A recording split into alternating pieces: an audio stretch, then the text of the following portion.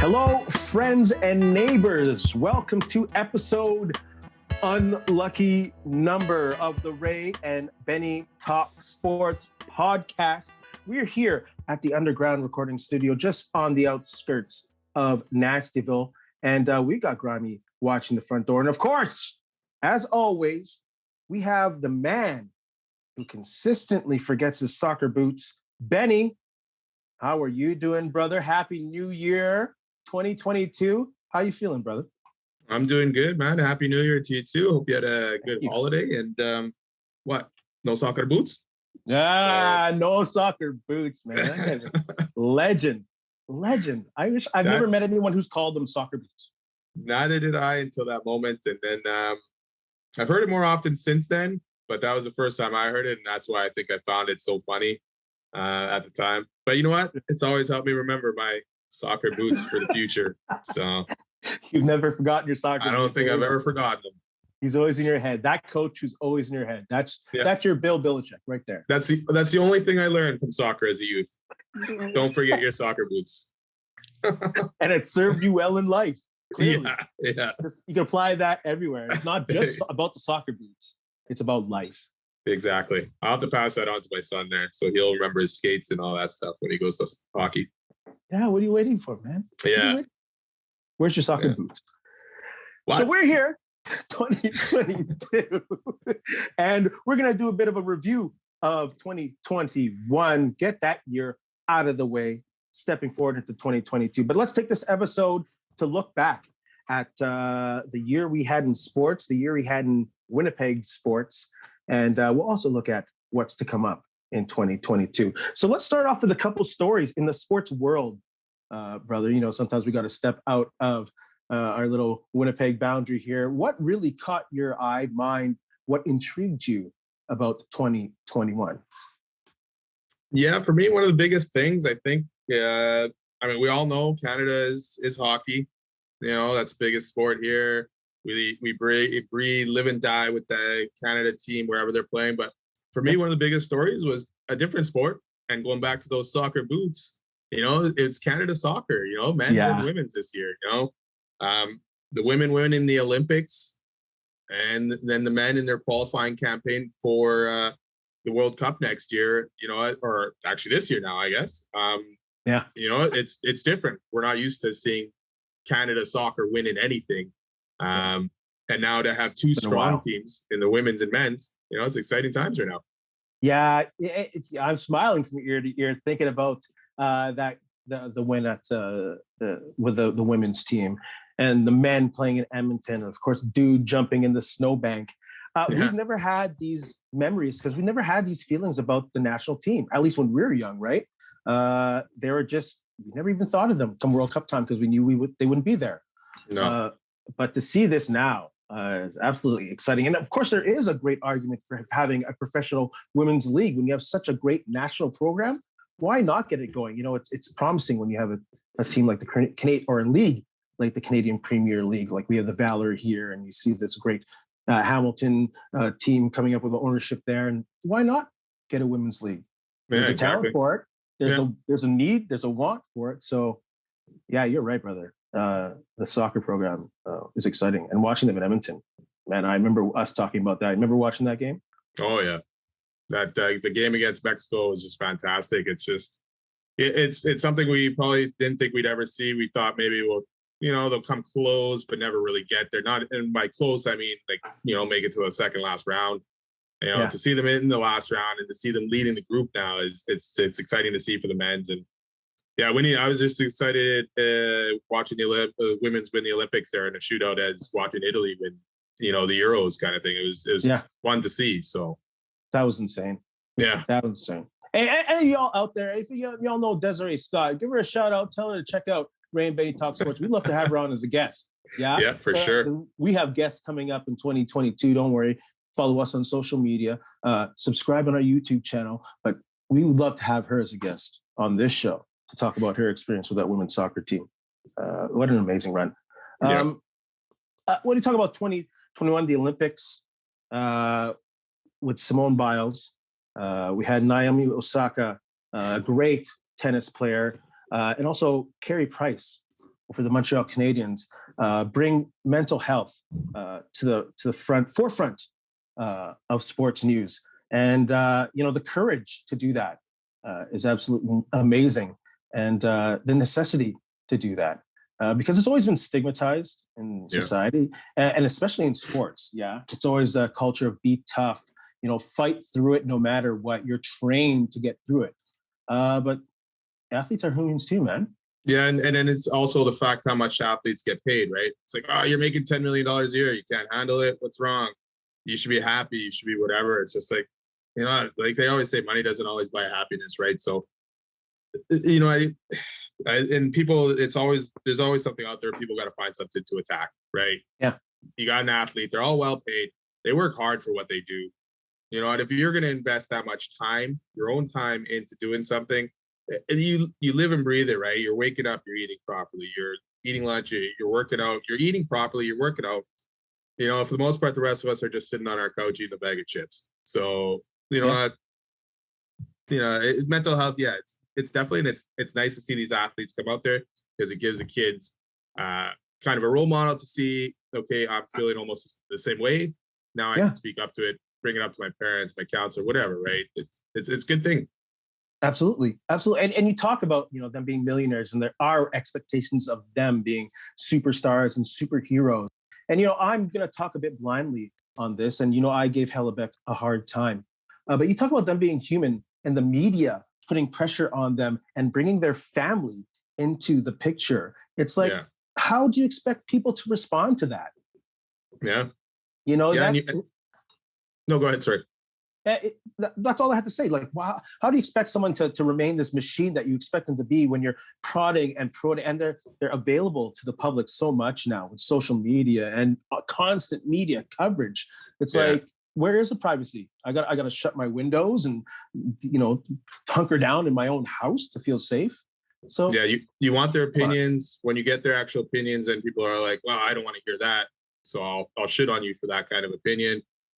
And like you say, I mean, they get paid a lot of money, but they're out there. Then at the end of the day, they're human, right? Even though they're athletes and they're making lots of money, they're still human. They still go through a lot mentally, physically. I mean, the sport gets draining in itself, and you're constantly doing that every day. And the pressure, like Simone Biles, hey, you got to win that gold or else, like Hellebuck, stop those pucks or else, right? Carey Price, same thing, man. It just, there's a lot of pressure out there. Yeah.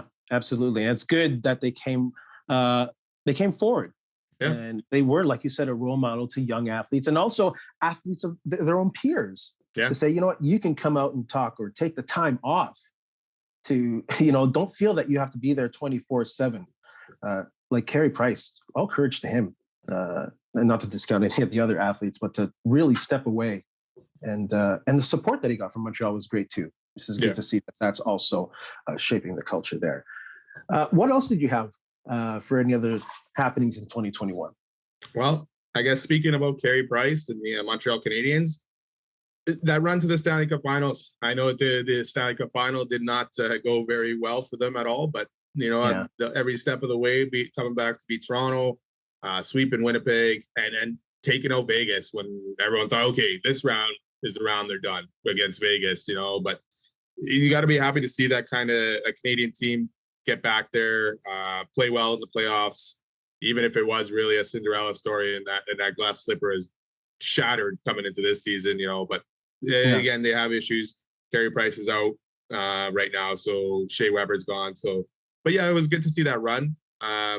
Unfortunately, I had to stop the Jets run, which we were all hoping to see. We thought it'd be a little bit easier getting that conference final after they got past Edmonton, but it was looking good. Yeah, it's still good to see a Canadian team and the Montreal Canadiens make a run to that cup. Yeah, and it was also good to see, I don't want to say old-fashioned hockey, but more team hockey. It wasn't about these big-name free agents. So old guys, young guys, fourth line, and of course, Carey Price having an outstanding postseason. But to see that kind of hockey, even when they were beating Winnipeg, it was entertaining, fun, grinding, old school hockey. So it's good to see there's a place in that still amongst teams that are signing free agents and hiding salary and bringing in other people. It's good to see that there's a formula that can still work and of course with momentum that helps as well. But for that, that was fun for me to watch there. It was a good run, and like you say, that good mix of young and old. You know, like they had Corey Perry and Eric Stahl on that fourth line, but then they had Suzuki and Caulfield. You know, they had that good mix, and they were agitators after the whistle, like you say, old school hockey.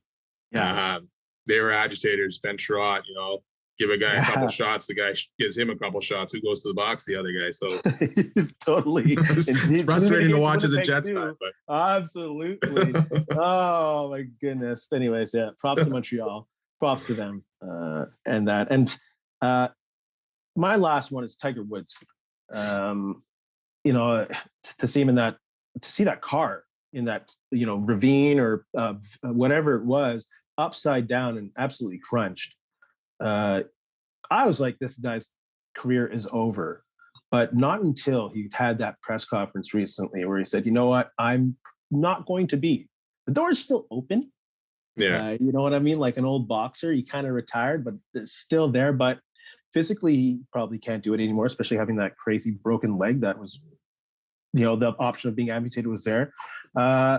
So, you know, it's unfortunate to see such a legend that we get to see. If you saw that car, you were thinking it wasn't just a broken leg, right? You didn't think he came out of that car the way that thing was destroyed. So, but it's good to see him fight back. It's good to see him get back on the course a few weeks ago there with his son. So maybe slowly he'll get in there, and it'd be good to see him at least play a couple rounds a year. I mean, if he can make it to the major tournaments, I know those are grind and long tournaments and courses and stuff. Long course. It'd be good to see him, right? Everyone tunes in really to see Tiger Woods, right? That was the main draw for golf for a long time, and it still is. If you got Tiger Woods in there, more people are going to watch. So, yeah, he's absolutely money, and it will be unfortunate not to see that red shirt on Sundays. Well, you might soon. His son's coming along. Oh my goodness! He was already wearing that red shirt. Yeah, I'm watching his YouTube videos to try and fix my swing. Yeah, trying to fix my swing with him, man. A whatever-year-old kid. It's amazing what he can do. Yeah, oh my for goodness. Sure. Let's talk about the Winnipeg Jets. I got my Jets jersey on. Happy New Year. Nice. Right on. What's going on with the Jets now, bro? I'm kind of getting encouraged, but I don't want to jump fully in. They had a couple weeks off. Well, I'm not lying to you. I'm not lying. Like, you know, I kind of want to get on Lowry, and of course I'm cheering for them, but I'm skeptical. I'm skeptical to see if this is a sustained thing or if it's just new coach. We're rested. We're good to go. And then they get a couple. What are your thoughts on what's going on with the Jets now? Yeah, it's still good to sit in that wait and see mode, right? Because how many games have we really gone with Lowry now? Is it 4? Yeah. Right? Between the break at Christmas and then the postponed games that were supposed to be here in Winnipeg that got postponed because there wouldn't be any fans. They've looked all right. I mean, the Vegas game, the first period was one-sided. It was all Vegas, and Hellebuck, you know, it steadied that ship. But that's not too they were off for 2 weeks, almost 3 weeks or whatever it was, right, before playing a game. So, of course, that first period is going to take a bit. But then they got it back together, and they came out, and they were able to hang on for a 5-4 win in OT. And then last night against Arizona, it was another slugfest, crazy shots. And that goalie, again, I can't even say his name, the one who shut us out last time. I'm not going to try. Yeah, I'm not even going to try because I can't even pronounce it. But he was stellar again last night. You know, I think the Jets had over 40 shots. Yeah. So he hung in there. So yeah, it's you know, cautiously optimistic here. But again, Dave Lowry has not really veered too far off of Pomo's set lines and all that stuff. I don't see any difference really right now. He's keeping with the tried and true with his guys there. So, but they seem to be going well. And, you know, Sveshnikov got a goal last night too, so it's good to see. Yeah. I've been busy. I haven't been able to tune into these Jets games, but it seems like they're playing a little more physical. And maybe by physical, I mean confidence. I don't know exactly. I can't really tell by highlights. Maybe that's why I'm also apprehensive of jumping fully on to the Jets train, but it's encouraging. They got a game against Colorado and Minnesota this week, and also the Kraken, but I say it's Colorado, Minnesota because they're ahead of them in the standings and they're chasing them, right? They're two good teams. So they're very good teams. Good litmus test to see how they handle those two teams. Yeah. Yeah. So coming out of 2021 or yeah, we're coming out of 2021 now. Let's go back into 2021. What a year for the Jets. Of course, with the playoffs, coming out of the playoffs, a bit disappointed, very disappointed. Coming to the season, optimistic, coming in a bit shaky. We know we got coaching change and just talked about our recent coach. What are your thoughts on 2021 and Jets Nation? Yeah, the season was fairly inconsistent, even into 2021. That Canadian division was pretty weak, so it made it a little bit easier for the Jets to win games against the Canucks, the Senators, and even the Flames, who weren't very good last year, to get into playoffs. And then you had the excitement of that first round sweep against the Oilers. Have you ever read the book Broken Ribs and Popcorn? No. Basically details the Jets from the beginning, from the WHA days to I think I haven't finished it yet, but I think just after the Howard Chuck days, like, early 90s or whatever. And I'm reliving all these memories of the 80s and when we could not beat the Oilers, right? Every freaking time. Good teams. Gretzky with, 5 points that night. Fear would, stonewall us constantly like crazy, right? So once we finally beat them last year, you're like, hey, this is our time. We're finally going to do it. And that second round was, whatever. So that was fun. That was fun. That was a fun playoff round, without a shadow of a doubt. But yeah. Oh, for sure. Yeah, a 4-game sweep of the Oilers, because how many times did they do it back to us in the 80s, right? And it's like, and even in 1990 when they went up 3-1, you're like, okay, this is it. And then they blow it. So it was finally good to see them get that monkey back off their back, even though it didn't lead to anything better throughout the playoffs. And they're heavily favored and they're yapping. So it felt good. It's a little victory we had last year. And then, like you said, Paul Maurice resigning, which was close to the end of the year. That's probably one of the biggest, another shocking move that happened in Winnipeg. And we've talked about it. I've said it is probably time was up. It was probably the right move at the time. It probably should have been done earlier because you could have got guys that we've talked about. You talked about Bruce Boudreau. I don't think we mentioned it, but earlier if they would have done it in the offseason, you had a chance maybe for Gerard Glenn, stuff like that could have brought in, a more stable coach. But we'll see what Dave Lowry can do here, and hopefully he can keep this going. Yeah, I wish I would have known that he didn't want to come back initially. Yeah. Then I wouldn't have defended his ass because I'm going to be honest with you, man. I thought, now that he got this defense, here we go. And there were glimpses of that in the first, whatever, how many games was he here? 20s, whatever. There were little glimpses of, this team could be this. And then the Wheeler line started gelling, and then we started getting more chemistry, and then Wheeler got hurt, and then the wheels fell off, and then this guy's like, I'm going to go home. It's like, I did want to see him coach the team without knowing that he wanted to quit, to at least, the Olympic break, to see what kind of team that he had. But, they were still coming through inconsistent though again this year, right? Like you say, they had a good start.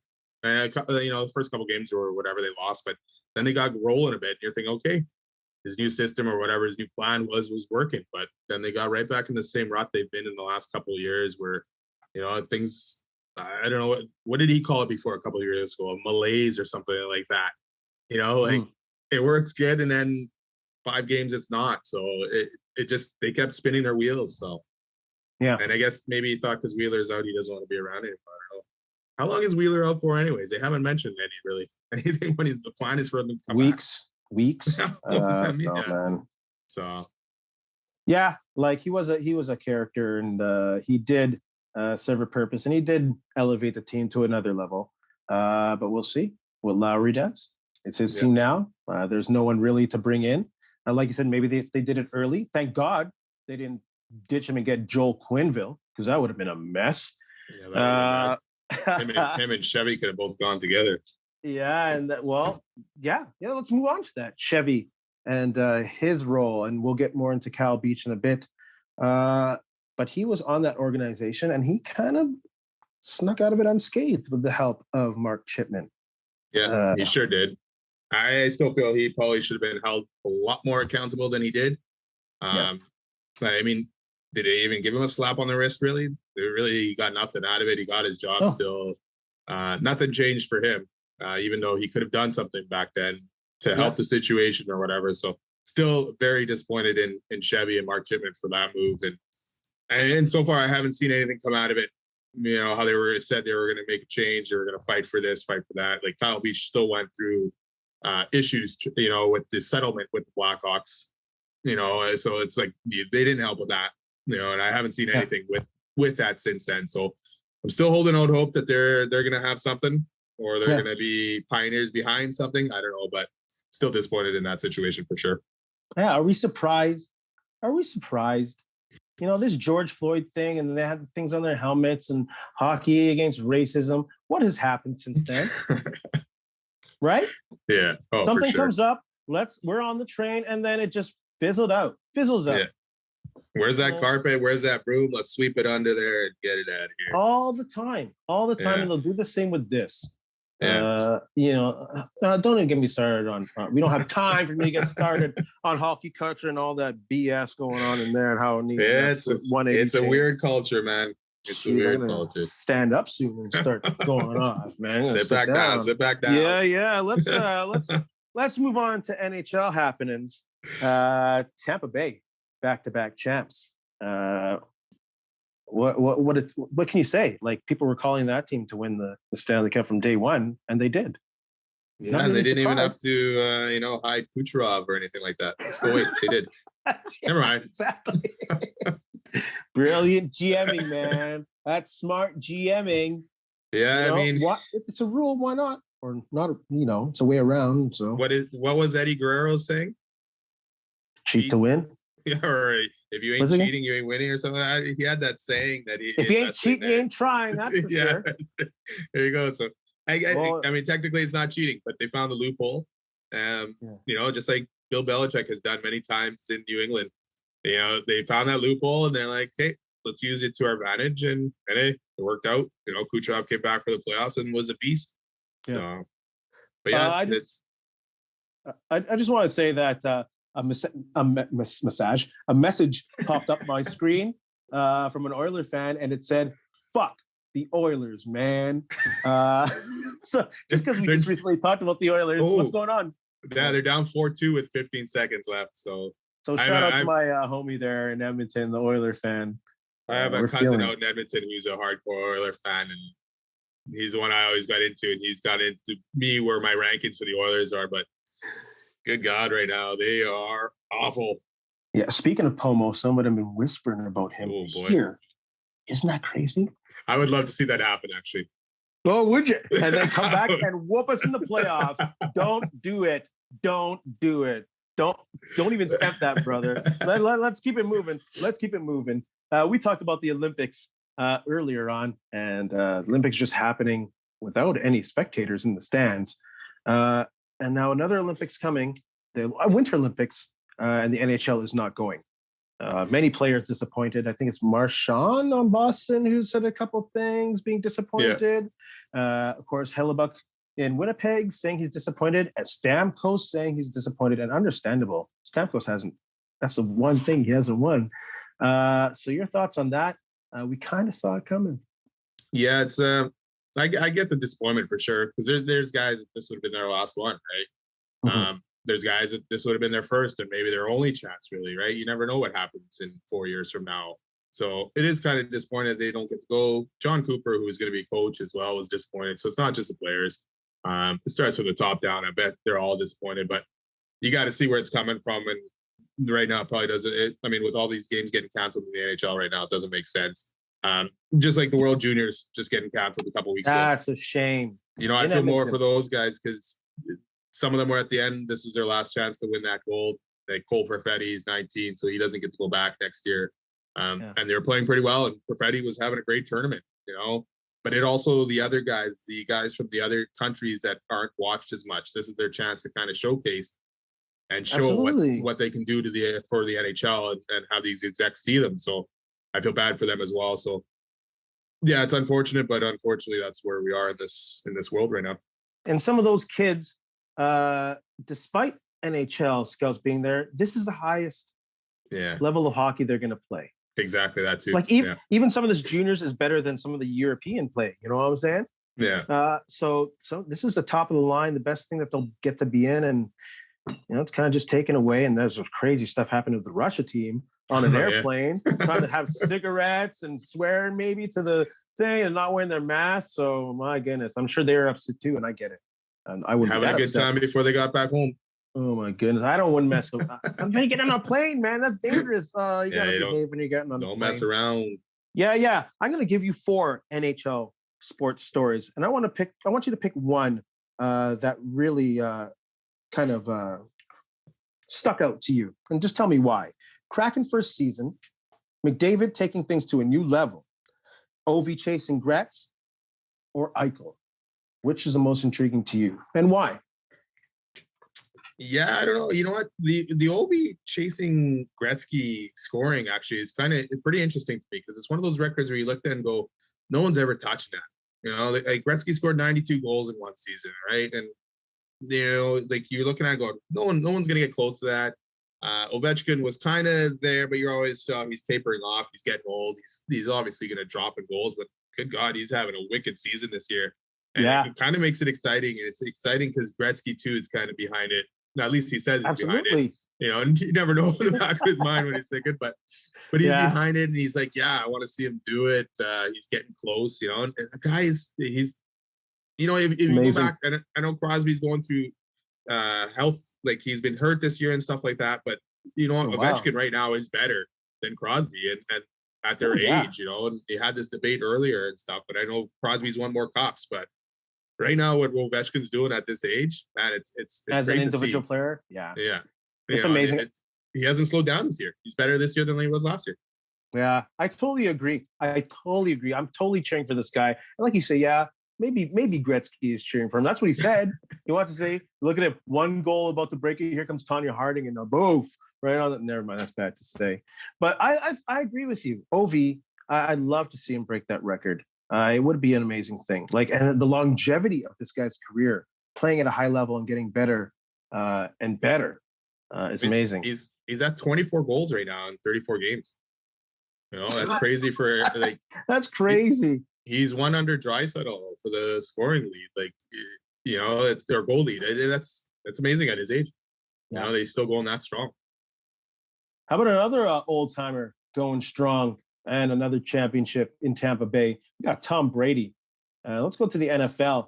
Lots going on with the Bucs right now. We'll get into that as well. But impressive, yes. Tom Brady winning that Super Bowl. Big time. Like, you thought he would go there. You know, they have a good offensive weapons, and they do it right. But I was never expecting them to end up winning that Super Bowl, and in the fashion that they did. Yeah. You know, the playoffs, they just rolled through this fashion. The Saints and that game against the Packers, and then the D stepped up. You know, Brady wasn't the greatest through the whole run.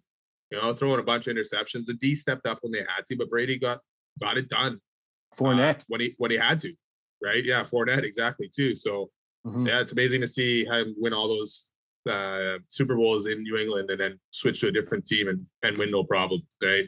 Meanwhile, you got Rodgers in Green Bay who's struggling to win that second one, and then he watches Brady go to a new team and win another, right? So it's like exactly. Come on, man. maybe he's itching to get out of Green Bay if they don't win one this year. Yeah. Well, that was a big issue in 2021. He can come to Pittsburgh, Rodgers, right? We'll talk about Rodgers in a second. Let's stick with the Bucs and talk about a good friend of yours, Antonio Brown, who is no longer a Buck. What's up with that dude, man? Don't you have a Browns jersey or a Brown jersey? I mean, why would I do that? I got Palomalu. You're a Steeler fan. I got Palomalu. I got Bettis. Man, I ain't going with no Brown. And let me tell you why. This dude, like, come on, man. I get it. You know, I do not take mental health lightly at all, especially in the world that we're in. A lot of people suffering through this pandemic. Absolutely. In my industry, mental health is a top priority. There are initiatives in my union that we fight for. So I take it absolutely seriously. But part of me, after watching Antonio Brown in Pittsburgh, in Oakland, in New England, and now in Tampa Bay, it's got to be more than mental health. And we can't discount this guy being just a selfish, egotistical guy. I'm sorry to say, yes, he might have mental health issues, and it might be attributed to CTE, but we've seen hundreds of athletes with CTE, not hundreds, I'm sorry. But I'm sure hundreds deal with CTE. And we don't see this kind of behavior, bro. No. Quitting on your team. That's a cardinal sin in any sport. But in football, nah, man. That's a death blow. Yeah, like you say, it's hard to know for sure. But I mean, he seemed pretty selfish back even in his Pittsburgh days. Like we mentioned before, the Facebook video there after that game when he was asked not to, or they had a rule where no videos through the locker room. So it's hard to say if it's mental health or not. But the way he acted on Sunday there, throwing off his stuff, you go back to his fake vaccination card or whatever it was there that he brought in to get to the team, and his suspension that followed. So yeah, it's hard to just say if it was just mental health or not. And for sure, you always feel for someone if that is the issue. But I think with Antonio Brown, it's beyond, it's more about a selfishness kind of thing. Absolutely. And this behavior, people like to look at the Vontaze Burfict hit, which was a brutal hit. Like this dude's arm was frozen in the air. So yes, I get it. But it's also around the same time he got all that money. Yeah. He was the highest paid wide receiver at the time, I believe. Yeah, he was good until he got paid. Like good. That'll pump up your ego, person. Bro. Yeah. And the thing, he did that with the Steelers too. He quit on them. He put on that big fur jacket and was on the sideline, while they're fighting to get into the playoffs. So all respect to him and to people who are dealing with mental health issues. But there's something else at play here. Yeah. There's something else at play with this dude. And if he can be helped with it, I hope he does get his help. For sure. Lots going on in this 2021 NFL year. Deshaun Watson. Still going with that. Air, bro. Still no resolve on that. Is he? I'm sure we're gonna hear all off season if he's being traded back to, or not back, but to Miami again. Oh my goodness! But he's got to resolve his issues that he currently has going on. I think before anything happens. So yeah, and yeah, it's probably time at this point to either to resolve that. Either he gets charged. Or they go through another path, but it's it's a whole year of football that he's missed, and and if he's destroyed people's lives or changed people's lives, then he deserves more punishment than that. Yeah, I'm gonna kind of smush a whole thing together here. It's been a really weird year for quarterbacks, veteran quarterbacks, rookie quarterbacks. It's just been a weird year. Like Trevor Lawrence, is he damaged, bro, by Urban Meyer? Like, I hope not. Hopefully not. Oh my goodness, what a mess that was. Hopefully not. Hopefully, but he hasn't shown any improvement even now that Meyer's gone. He's making some bad mistakes, so hopefully he's still fixable. But hopefully they don't go through the process of hiring new coaches every year or two, because that's definitely going to mess him up for the future. Yeah, and in your own house. There, the Santa Clara 49ers. You traded 3 first-rounders, for 3 first-rounders? They traded 2, but used 3 basically to pick him. But yeah, you can have this debate forever. How many picks they use? How many first-rounders? It's just like watching 49ers Twitter this year has been a I don't know what you want to call it, but people lose their mind. It was only 2. It was only 2. Wow, technically it was 3. They may have only traded, but yeah, I mean, he looked. I texted you on Sunday when he was playing in that first half, and I said he looked brutal. And and I was sitting there angry watching him play and going, "Man, you're playing this Houston team. How are you not doing this?" But second half was a lot different. He looked a lot better. But for the Niners, that was a big move that they made, trading all that capital to move up to number 3 and pick Trey Lance. Especially the fact that he was sitting this year. You think about that capital that they could have used to get players to kind of help them. Their DBs are pretty trash, so they could have used that. There was a couple good guys there, Surtain, Samuel Jr. Like there was a couple good guys, but hey, if it works out and Trey's the quarterback for the next 15 years or so, then it was a good move. But we got a quick glimpse on Sunday. We'll see what else he can do. And how about the Rams moving for Stafford? Another QB move. That looks like it's really paying off now. Like I'm kind of inching towards the Rams as Super Bowl favorites. Your thoughts on that move so far? Brilliant. That's another QB that I think the Niners or Shanahan was hoping to get, but the Rams gave up a decent price for him. Yeah. You're not turning down 2 first-rounders. I know one was to take on the Goff contract, basically, or whatever, but I'm not sold totally yet on Stafford. He's had some good games, but he has still looked like the Stafford of the Lions sometimes with some of his interceptions. Even on Sunday against Baltimore, he was throwing some awful passes, and we've seen Baltimore's D get eaten up alive this year, and he was struggling for the most part against them. So I'm not sold on it yet. We'll see what he does in the playoffs, but that was a big move by the Rams, and they're all in, right?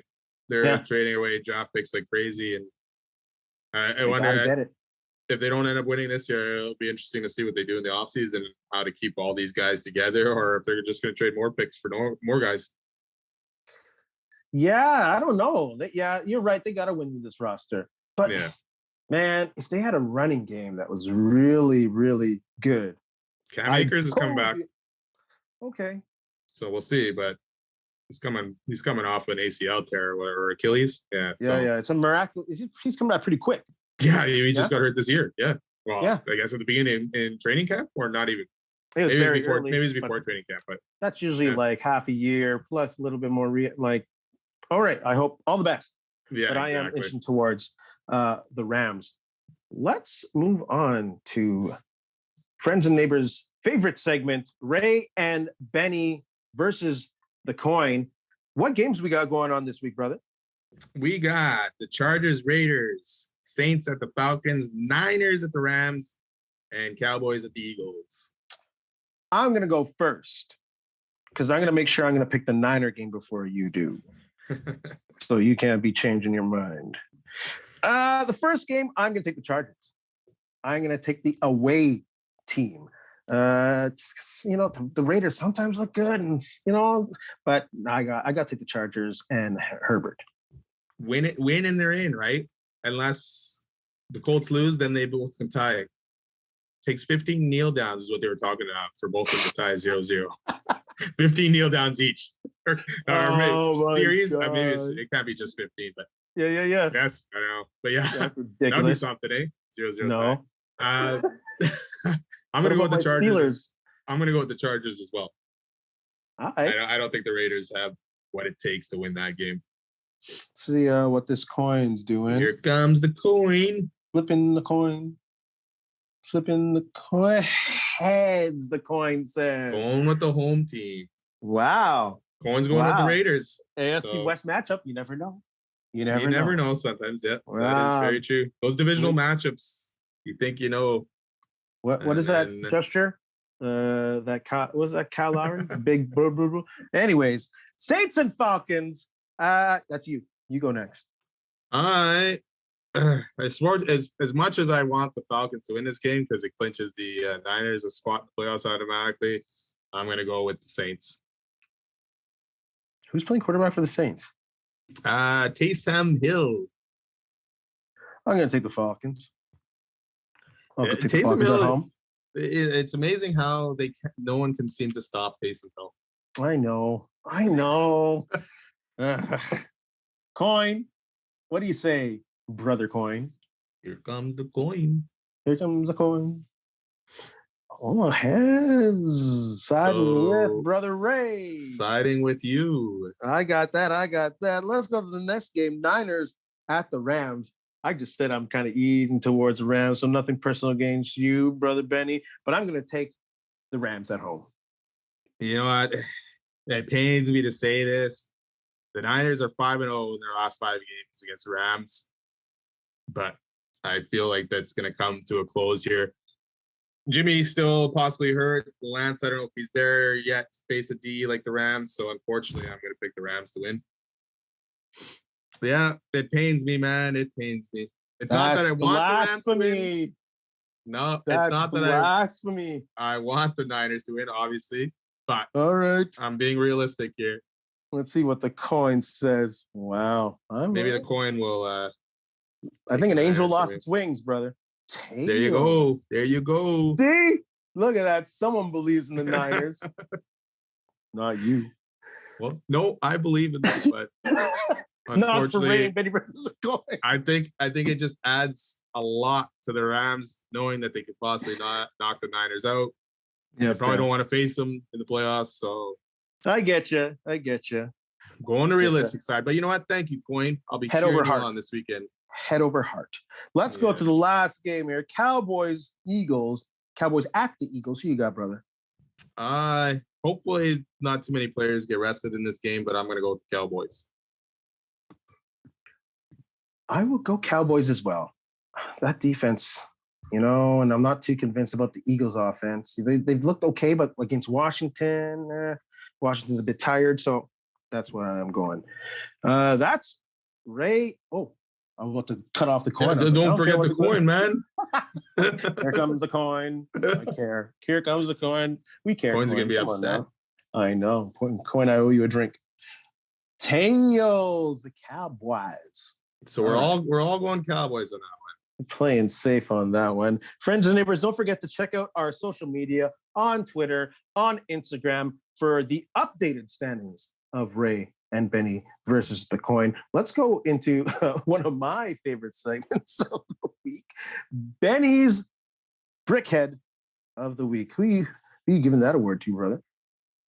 First off, I will say, just in case, our handle is Ray Benny Sports, at Ray Benny Sports for Twitter and Instagram and all that. So don't forget that. Thanks, brother. When you're looking us up. You got my back. Brickhead of the week. You know what? Again, thank you, Brady Kachuk, for this. Probably a few ways we could have gone. We talked about AB earlier. He could have been one. But you know what? I'm going to stick with the NFL and go with Dan Snyder and that crumbling stadium of his.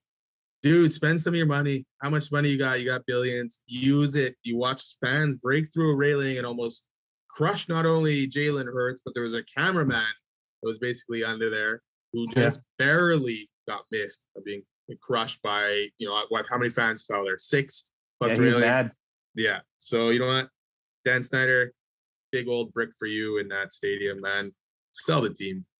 Man, imagine if we had bricks from the beginning of Ray and Benny Talk Sports. He would have all 12, possibly. He would probably get quite NFL's a bit. That's true. Clown. Let's go to another great segment. Eat that hot dog. There's that good music. Yeah, listen to it. That's some good music. Let's give out our hot dogs.